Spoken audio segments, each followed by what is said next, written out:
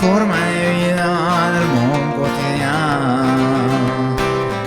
on el materialisme que sura en el vent li embruta les ales i a recórrer suburbis camí de les terres de la llibertat, on el sol fa brillar el color verd. Però hi ha una escola que és molt diferent a les de la ciutat, on ensenyen als nens que la felicitat no és tant tindre-ho tot. Repeteixen que per més que tingues no vas a tenir suficient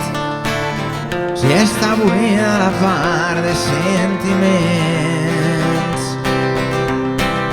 i que tots els esclaus del seu interior en part són uns afortunats, tots aquells que segueixen el seu cor i intuïció són bon exemple a seguir. Asseguren que tot el que fas és als altres t'ho fas també a tu, que d'alguna manera o una altra amb el temps tot acaba tornant. També alerten de que des de sempre els mitjans de comunicació han estat al control d'aquells més rics, i que tots els esclaus del seu interior